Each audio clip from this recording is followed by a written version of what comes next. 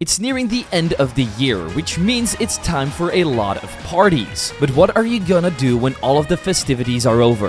Play games, of course. That's why I'll be bringing you the top 10 fan projects that I personally played in 2024, so you can enjoy them all for yourself. We'll be going over ROM hacks for GBA and DS, but also Fangames and even other projects. Do keep in mind that this is the list of games I played this year, so if your favorite Pokemon project isn't on this list, you might want to leave a comment down below stating what it is so I can check it out for a future video. Or maybe other people might check it out, so let's make the entire comment section a hub of games you need to try. Before we get into it, let's try to smash 10,000 likes for my final video of the year, and speaking of the new year, I all want to wish you a happy 2025, and I hope that you're ready because me and my team are going to be cooking even harder than we did in 2024. With all of that being said, let's jump into my top 10 Pokemon fan projects of 2024. At number 10, we have Pokemon Sword and Shield Ultimate. Despite what the name implies, this is not a Pokemon ROM hack for the Switch. It instead puts the entire Galar region, including both the Isle of Armor and Crown Tundra DLCs, on your beautiful Game Boy Advance. It was made by PCL and Genestars and later translated from Spanish into English by Fantonomy. It's an incredibly faithful ROM hack that guides you through the story of Sword and Shield with a fully implemented wild area. All the characters from Leon to Chairman Rose are also in the game, and it even features Dynamax and Gigantamax so that your Pokemon can become incredibly big and beefy. They also recently came out with a new version that's called Pokemon Sword and Shield Ultimate Plus, which updates the graphics, adds in Alolan forms, Hisuian forms, and even Mega Evolution, so you can enjoy all of the elements that the regular Pokemon Sword and Shield never had. I personally did a 100% video on it, so if you want to know more about the game, that's the perfect place to go. Because right now we're going to be moving on to my number 9 pick, Pokemon Emerald Z. A ROM hack created by Celeste that adds in over 100 Fakemon, switches up the gym leader formula so you don't have to fight them in the same order you always do. And if you're not a fan of new Fakemon, you've also got regular Pokemon in the game, and some of the weaker ones have actually been buffed, so they're actually useful. Besides that, there have been minor changes like Pokemon that are available from generations 1 to 9. Most modern battle mechanics like the physical special split and fairy type have also been implemented so the game feels more modern. But the main reason I put this on my list was in fact the 100 plus Fakemon. The quality of the designs of these things is absolutely remarkable, and I feel like a lot of them could actually be regular Pokemon. Like the starters themselves all have very intricate designs that made me want to use all 3 of them, which was actually possible because they were all available in the wild. Besides that, I kept running into new Pokemon that kept on baffling me, so if you're a fan of Fakemon, I would highly recommend checking out Pokemon Emerald Z. But if you're more into Mystery Dungeon and all of its lore and emotions that it brings up with people, I highly recommend checking out number 8,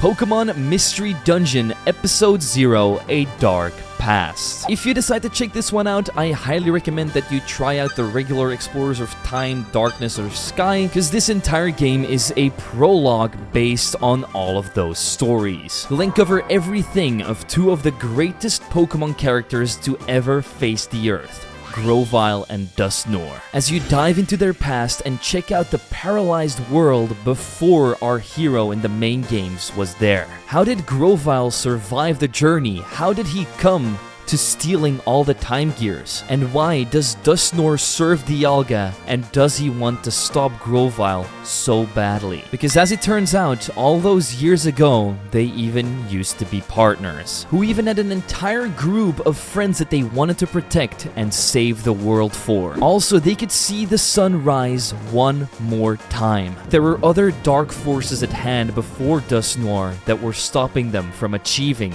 this feat. And if you want to know how Grovyle ends up saving the world from all of this, well, you'll just have to check out Kenit's hack yourself, or watch the video I made on the entire story right here. The only reason this ROM hack isn't any higher is because I know not everybody wants to play Mystery Dungeon hacks, and this one is 80% story and only like 20% gameplay. So if you like to be in control a little bit more, our number 7 pick, Pokemon Mineral, might be more up your alley. Or should I say down your mind, because that's what this game is all about, as you're working as a miner for work on a special excavation mission. Every day you're going to go down into a mine where you have to find fossils for Professor Rowan to research. And you also have a lot of colleagues that are looking for fossils of their own, but every time they find one, they seem to be of a species that is undiscovered. And when they're revived at the local research station, very peculiar things start to happen, and you have to try and uncover what all of that means.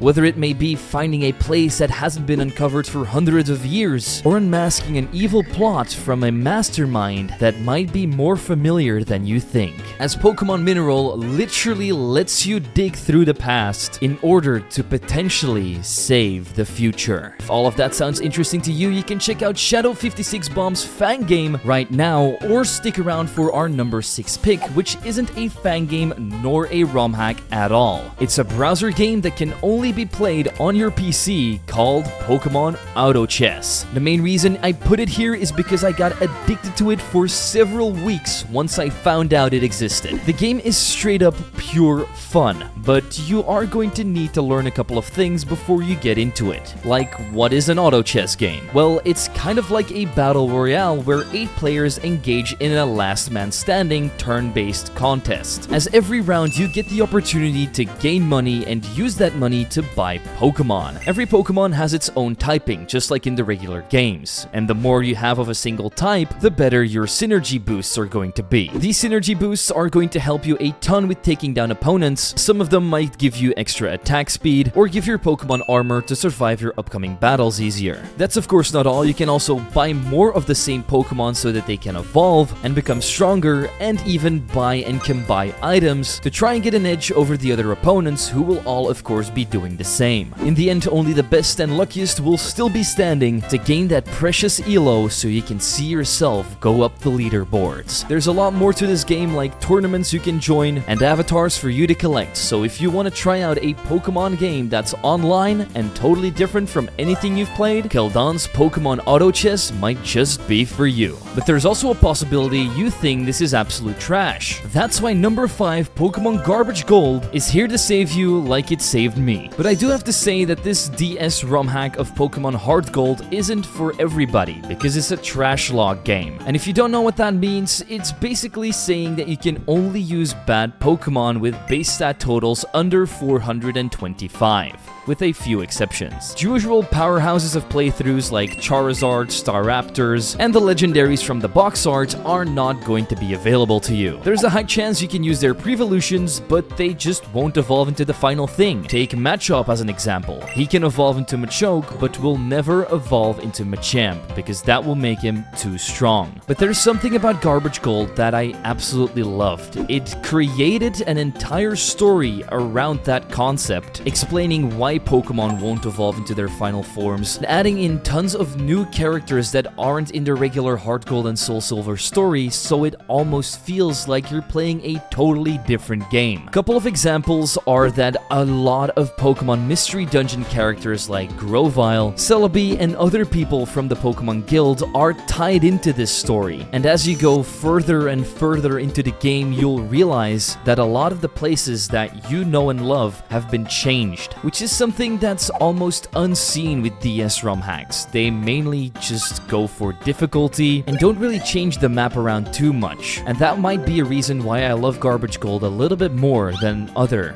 DS games, because it really feels like an entire fresh playthrough of the Johto region. On top of this, the game has been designed so it's difficult for you to get through it, but not too difficult. Most battles only took me a couple of tries and a little bit of team building in order to get through, which was great. I wasn't stuck on a particular battle for like 100 tries, and despite being stuck with a ton of weak Pokemon, a lot of them had potential to be very strong, as a lot of their movesets had been revamped so that these tiny little creatures could achieve big dreams. Unlike regular Heart Gold and Soul Silver, this game actually features Pokemon up until Generation 7 and also some more regional forms, so you'll be playing with encounters that you've never used in a Johto game before. I can easily keep rambling on about Pokemon Garbage Gold for another 5 minutes, but I don't want to spoil its awesome story too much, so if you want to learn more, you're either going to have to check out Insipid Axiom's game yourself, or watch the video I made that goes over the entire story. But I think the number 4 pick on our list, Pokemon Giovanni Origins, has an even more compelling story than what Garbage Gold has to offer. A fan game that lets you go over the story of the most notorious crime boss of all time, Giovanni, the leader of Team Rocket. Here you'll play as Giovanni's most trusted and best friend.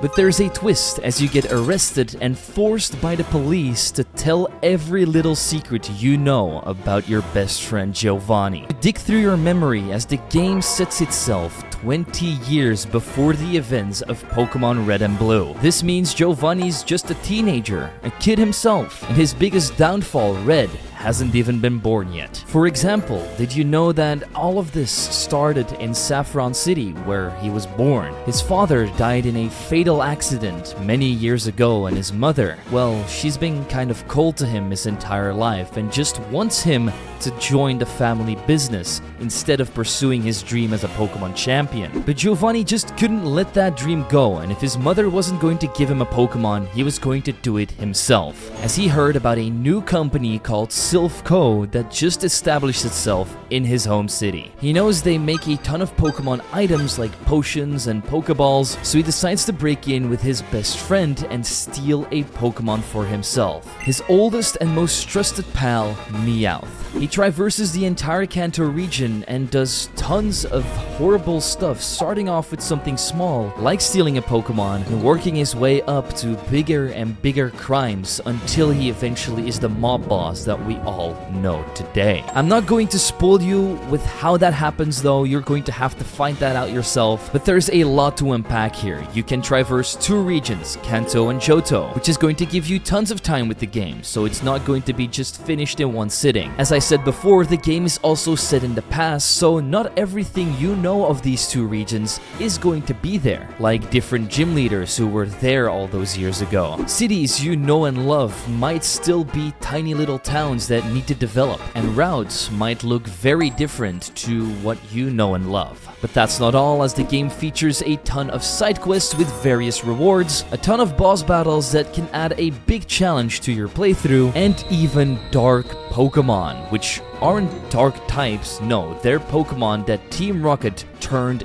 evil. And the more you hang out with Giovanni, the more of those you're going to be able to get. So if you like to play as a villain in your games, Pokemon Giovanni Origins is going to be just for you. But if you're more into beautiful graphics and nostalgia, number 3, Pokemon Emerald Seaglass is going to make you incredibly happy, as Nemo622 and their team have reimagined the entire Hoenn region with a Game Boy colored inspiring aesthetic that makes it look like it came straight out of the 90s. But this visual overhaul isn't the only thing you and your eyes are going to benefit from, as every Pokemon from Generation 1 through 3 is going to be obtainable, and some other evolutions and enhanced versions of weaker Pokemon that weren't in the game before. Battle mechanics are also modernized with the physical special split and fairy type being added in. There's adjusted difficulty settings in case you want to add a level cap or a hard mode, in case you want to give yourself a headache or a challenge. Some of the bad typings like ice have also been rebalanced so they're more usable, and with many more quality of life improvements as well as following Pokemon, they have managed to bring the entire Hoenn region to a new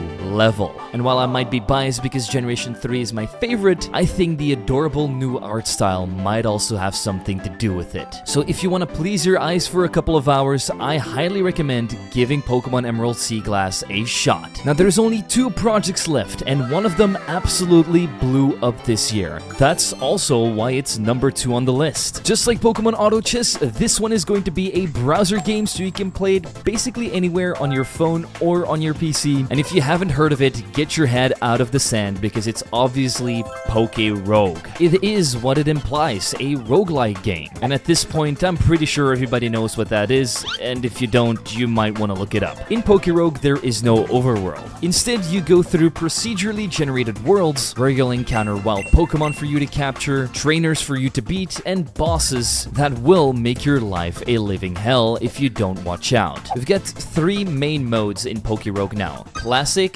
Challenge, and Endless. In Classic, you'll have to go through 200 of the floors, and once you beat the boss at the 200th, you will be done. Your run will be complete, and you can move on to something harder, like Endless Mode, where you can go through endless of these dungeons until your Pokemon are all dead, which means you'll have to start over again. This is great because this intensifies you to try and break your own records or play against your friends to see who can reach the highest floor. But of course, you also have the 3rd Challenge Mode, where you have to play through the 200 floors with specific challenges, like Monotype, where you can only use Pokemon of a single typing to get through your 200 floors, or the Generation Challenge, where only Pokemon from a specific generation can be used. What I'm trying to say is that the possibilities with PokeRogue are endless. I know people that have put thousands of hours into it since its release this year and have only just finished everything the game has to offer. And there's still new updates that are being pushed out to this day, so even if you've somehow done everything PokeRogue has to offer right now, in the future there will be more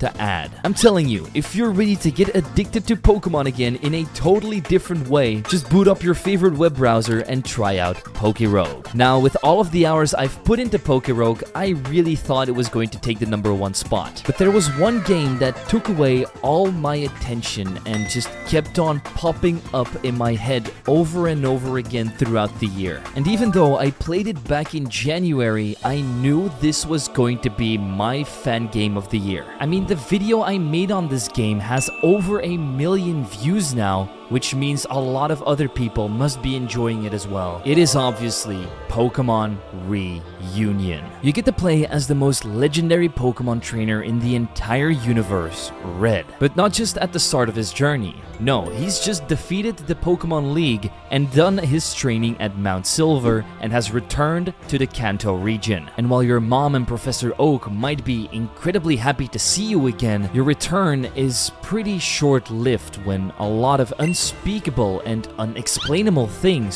start happening around the Kanto region. All of a sudden, there's ultra wormholes opening up everywhere, leading you to different dimensions and worlds. And mostly all of these worlds are under a threat by something, and you, as the Pokemon Master of the world, have to save them. Luckily, you're not alone. You have your friends at the Dimensional Squad with you, which is being led by the famous Pokemon detective, Looker. He's assembled a team with you and a couple of really other strong trainers to stop these ultra wormholes from appearing, so not only you can save your universe, but the actual entire multiverse. But I'm not just talking the Pokemon multiverse. You will see characters from so many different sources of media, like Yu-Gi-Oh!, Bakugan, Undertale, Mega Man, and so many more that I can't even count on both of my hands and feet. Now, you might think this is just an entire mishmash of things. There's no way they managed to tie all of this together